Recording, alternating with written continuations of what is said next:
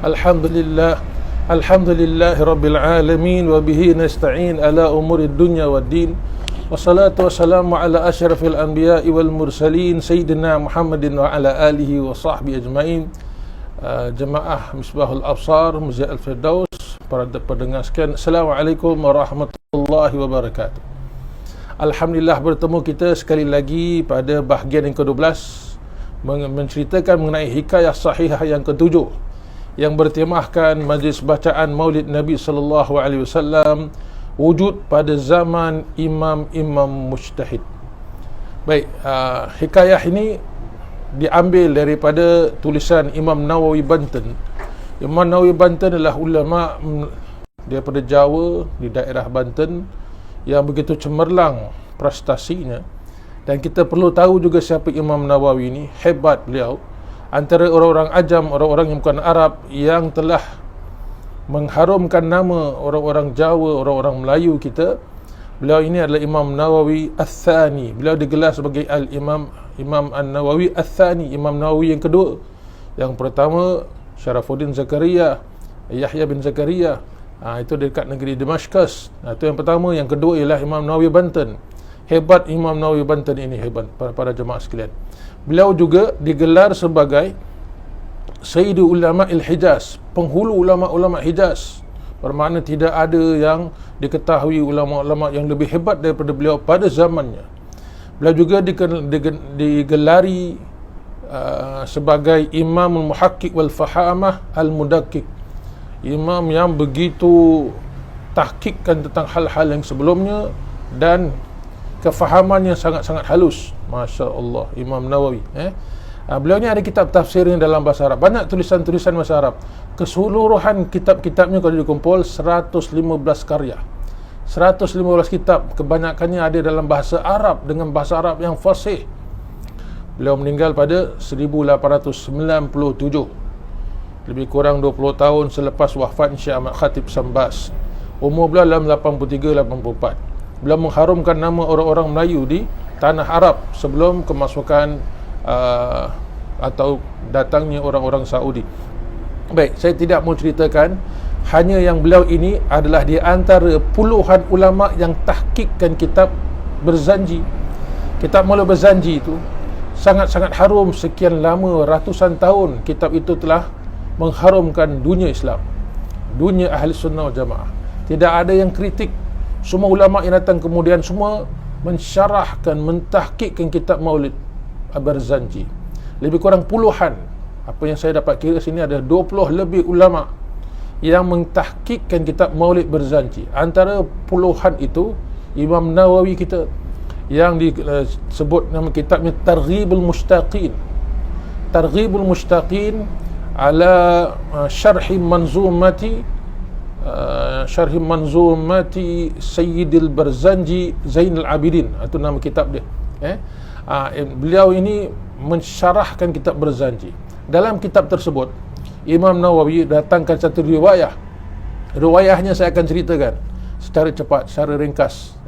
Tapi yang anehnya, perawi ini thiqah. Perawi ini termasuk nama-nama yang dipercayai dalam sanad-sanad ilmu hadis, dan pastikan tahunnya bila. Kita dah dengar dalam pengajian lalu, Al-Khayzuran wafat 173. InsyaAllah pada kali ini kita akan mendengar kisah yang lebih lama sedikit sebelum Al-Khayzuran. Baik, saya akan ceritakan dahulu. Cerita ini ialah datang pada perawinya, iaitu Abdullah bin Isa Al-Ansari. Orang-orang yang berkecimpunan ilmu hadis boleh cek sama ada dia ni thiqah atau tidak. Dia seorang yang thiqah, seorang yang boleh dipercayai, banyak merawi hadis. Abdullah bin Isa Al-Ansari, beliau ini bertetangga dengan satu keluarga. Keluarga ini mempunyai terkandung kepada 2 orang sahaja. Isteri, seorang ibu dan anak lelakinya yang muda. Dan kata Imam Abdullah bin Isa, wanita ini salihah dan anaknya salih, anaknya lelaki ini salih. Dia tak sebutkan nama. Tapi ini cerita dia yang meriwayatkan. Baik, dari pada satu ketika wanita ini meninggal dunia meninggalkan 1 dinar. Dinar ni duit emas, mungkin harganya sekarang mungkin 100, mungkin lah $100 agaknya 1 dinar, wallahu alam berapa lah 1 dinar ni, mungkin tak sampai 100, saya pun tak pasti, tapi begitu tinggi. Beliau meninggalkan wang sebanyak 1 dinar. Sikit tak banyak lah, 1 dinar je, bukan 10 dinar, 1 dinar. Kemudian anak itu pun bernazar, aku akan gunakan uang yang ibu aku usahakan siang malam menenun pakaian atau menenun jahitan ke. Ibunya bertugas sebagai penenun. Aku akan menggunakan usaha penak lelah isteriku, ibuku ini untuk infakkan untuk jalan akhirat. Aku tak akan gunakan untuk hal dunia aku. Aku akan nafkahkan untuk jalan, infakkan untuk jalan akhirat. Itu nazarnya anak solehnya itu. Baik, pada keesokan hari atau beberapa hari kemudian, anak ini berjalan-jalan lalu terserempak dengan satu kumpulan orang yang sedang duduk membaca Al-Quran dan membaca maulid Nabi sallallahu alaihi wasallam. Baca Quran dan membaca maulid Nabi sallallahu alaihi wasallam. Beliau terus ikut dan duduk sama-sama. Ini cerita mula. Apabila beliau dah ikut maulid Nabi SAW, dah akhir, dah balik rumah. Pada malam tersebut beliau bermimpi di mana hari kiamat sudah tiba. Beliau bermimpi hari kiamat sudah tiba. Kemudian beliau dapat melihat bagaimana orang menyeru nama satu-satu naik pada kenderaan untuk dipindahkan ke lain tempat. Dipanggil satu-satu punya nama. Panggil, fulan mana, fulan, naik sini, semua dah cukup. Dia pun masuk dalam salah satu kenderaan tersebut, berangkatlah ke satu tempat. Apabila dah berangkat ke satu tempat, maka tempat yang dia pergi itu sangat-sangat cantik, sangat-sangat indah. Diorang bertanya satu sama lain. Ada di antara mereka yang lebih mengatakan inilah di istana syurga. Kita sekarang ni dah berada di istana syurga. Masya Allah, semuanya gembira dalam mimpi tersebut. Maka masing-masing dapat masuk ke dalam istana tersebut, dapat melihat bidadari yang berada di setiap hujung-hujung bangunan. Dia nak masuk pintu, ada pelayan-pelayannya. Begitu indahlah, deskripsi ceritanya panjang, saya cuba nak pendekkan. Begitu indah pandangannya, maka dia pun suka, tak nak mau tinggalkan tempat tu. Namun dia terlihat di dalam istana yang begitu cantik dan besar tu, ada lagi lorong ke istana yang lebih cantik, lebih menarik, berkali-kali jauh lebih indah. Maka ada yang mengatakan, mari kita ke sana. Apabila nak masuk, maka bila nak masuk saja, maka orang yang menjaga istana yang lebih indah itu menahan si fulan yang bermimpi ni. Kau tak boleh masuk, ini bukan untuk engkau. Lalu dia tanya, jadi kalau bukan untuk aku, untuk siapa? Sesungguhnya istana ini diperuntukkan untuk orang yang menganjurkan atau mengadakan maulid Nabi sallallahu alaihi wasallam. Tak dapat masuk. Dia tersadah, dibangun daripada tidur. Terus dia terfikir, Masya Allah, baru sekali saya hadir majlis maulid, malam ni saya sudah dapat mimpi mengenai maulid. Akan kugunakan 1 dinar yang ibu aku tinggalkan untuk maulid Nabi. Aku nak anjurkan, kumpulkan orang. Maka keesokan harinya beliau pun kumpulkanlah orang-orang fakir miskin. Beliau kumpulkan fakir miskin, berkumpul dan mulakan dengan zikrullah, sebagaimana tradisi pada ketika itu, bermulakan dengan zikrullah, kemudian membaca Al-Quran, dan yang ketiga maulid Nabi sallallahu alaihi wasallam. Ni tengok, jadi kita perhatikan ada 3 perkara: zikir, membaca Quran, kemudian membaca maulid Nabi sallallahu alaihi wasallam. Dan dia rasa gembira kerana dapat menggunakan wang peninggalan ibunya 1 dinar untuk jalan akhirat, yang maulid itu kelebihannya begitu banyak. Beliau merasa sangat-sangat gembira. Baik, selepas itu, dalam majlis yang seperti itu yang beliau anjurkan, beliau berceritakan kepada orang yang hadir Tahu tak kenapa saya anjurkan maulid? Kerana saya bermimpi selepas saya sendiri hadir di satu tempat yang ada baca maulid. Saya balik malam tu, saya bermimpi sekian-sekian sekali. Dia ceritakan mimpi dia panjang lebar, semua terpesona, semua rasa gembira. Dan dia mengatakan, saya akan mula mengadakan maulid sampai penghujung umur saya. Dia akan tiap-tiap tahun dia akan anjurkan maulid sampai penghujung umur, kerana dah dapat melihat keindahan istana yang dikhususkan untuk orang yang membaca maulid Nabi SAW. Baik. Kemudian dia balik rumah seperti biasa, dia pun tidur. Dia tidur, dia bertemu dengan ibunya dalam mimpi. Dan ibunya sangat-sangat gembira dan baik parasnya, berhias dengan perhiasan yang begitu cantik sekali, perhiasan syurga, wangi-wangian dan minyak-minyak daripada syurga, minyak wangi daripada syurga. Dia mencium tangan ibu dia dalam mimpi, dan ibunya mengecup kepalanya, mengecup kepalanya dan berucap, semoga Allah membalasmu dengan kebaikan, wahai anakku. Malaikat telah datang kepadaku membawa semua perhiasan ni.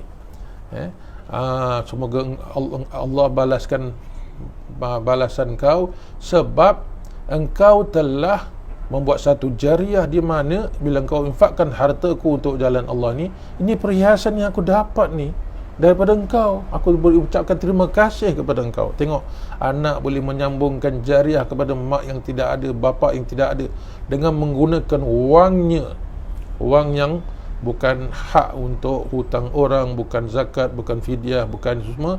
Wang yang ada tu untuk maulid Nabi SAW. Tengok balasan dia, mak dia sangat terharu. Dia pun bertanya, ibu, perhiasan-perhiasan yang ibu pakai ni begitu cantik, dari mana ibu dapat ni? Macam mana ibu boleh dapat ni? Dari manakah ibu memperoleh kembali ini? Ibu menjawab, kerana engkau telah mempergunakan 1 dinar yang kau warisi dariku untuk mengadakan maulid Nabi SAW, Sayyidul Awwalin wal Akhirin, penghulu yang terdahulu dan penghulu yang kemudian. Dan inilah balasan yang agung yang Allah kurniakan untuk orang yang mengadakan maulid Nabi SAW. Ibu dia cakap dalam mimpi dia. Bertambah lagi lah bila dia tersadar dalam tidurnya, makin kuatlah azamnya untuk tidak meninggalkan sambutan maulid tiap-tiap Rabiul Awal. Ada yang mengamalkan tiap-tiap bulan kerana suka, saking suka sangat dan cinta kepada Nabi. Ada tiap-tiap minggu, maka ini adalah ganjarannya. Jadi cerita ini menunjukkan bahawa positif. Cerita ini menunjukkan bahawa boleh dan banyak ganjaran dikhususkan untuk orang-orang yang membaca maulid Nabi SAW. Yang menariknya, kisah ini bila para jemaah sekalian, perawi hadis, perawi cerita ni dan juga seorang perawi hadis, beliau ini bernama Abdullah bin Isa Al-Ansari, wafat pada tahun 130 Hijrah. 130 Hijrah adalah pada zaman Imam Syafi'i, imam-imam mujtahid. Bermakna pada zaman itu sudah ada kelompok-kelompok yang duduk baca Quran beramai-ramai dan membaca maulid. Tak menjadi masalah, tak timbul dalam tulisan ulama-ulama kita, tak jumpa langsung. Kalau kita buka kitab Imam Syafi'i ke tak jumpa tentang bacaan maulid. Sebab apa? Mereka sudah anggap itu benda yang baik. Sirah Nabi, membaca durus, membaca sirah Nabi, membaca riwayat, mereka akan kategorikan perkara itu sebagai mendengar bacaan riwayat hadis. Mendengar riwayat hadis, sebab baca maulid ni adalah riwayat-riwayat hadis Nabi. Tetapi dimulakan dengan bacaan Al-Quran, kemudian baru riwayat-riwayat hadis mengenai kelahiran Nabi SAW. Maka sebab itu tidak timbul satu detik sedikit pun orang yang menentang. Kalau ada pada zaman tu orang menentang, para imam-imam kita akan menjawab dalam kitab, kita dapat lihat. Sebab tak ada orang menentang, semua orang menerima dengan baik. Tak keluar terus dalam tulisan mereka, kerana dalam uruf mereka termasukkan dalam bahagian mendengar hadis Nabi SAW, yang itu adalah baik dan diterima. Bila kisahnya berlaku, ialah 130 Hijrah para jemaah sekalian. Sekali lagi, hikayah sahihah ini, fakta ini adalah menunjukkan bahawa pada zaman salafus salih sudah ada sambutan maulid, bacaan maulid yang diawali dengan zikrullah, kemudian membaca Al-Quran. InsyaAllah nantikan episod kita selanjutnya, di mana ada lagi hal-hal menarik di belakang itu yang kami siapkan untuk para jemaah mendengar dan mengetahui bahawa Maulid Nabi sudah ada pada zaman salafus salih. Maka kita gugurkan, tanggalkan tanggapan-tanggapan Maulid ni perkara baru, Maulid ni baru timbul, ia adalah bid'ah, ia adalah semua kita gugurkan kerana tak sah lagi, dah tak betul lagi tanggapan tu. Itu datang daripada mereka yang kurang senang menyambut Maulid Nabi SAW. Itu datang daripada mereka menyerang. Sebab orang yang kurang senang dengan Maulid, dia bukan cakap saja, dia menyerang. Pada zaman dahulu mereka menyerang orang membaca Maulid Nabi SAW. Mereka kurang senang. Jadi bukan saja menyerang orang macam Maulid dan membunuh mereka, maka tulisan-tulisan tentang Maulid, fakta-fakta Maulid, semua mereka hancurkan dan hapuskan. Ini ada ceritanya para jemaah sekalian. Sebab itu saki baki yang hidup itu adalah bagaikan permata yang akhirnya menimbulkan keluasan yang begitu luas sampai hari ini adalah bukan adalah dari usaha salafus salih juga. Mereka yang memulakannya, kita hanya meneruskan. Ini warisan ahli sunnah wal jamaah. Sampai di sini dahulu insya-Allah. Kita dah dengar pengajian lalu Al-Khaizuran 173 Hijrah.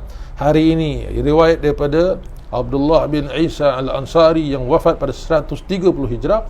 Maka ada lagi selepas ini insya-Allah riwayat yang lebih lama sedikit daripada kedua-duanya ini, supaya dapat hadir dan ikutilah episod selanjutnya. Wabillahi taufiq wal hidayah. Wassalamualaikum warahmatullahi wabarakatuh.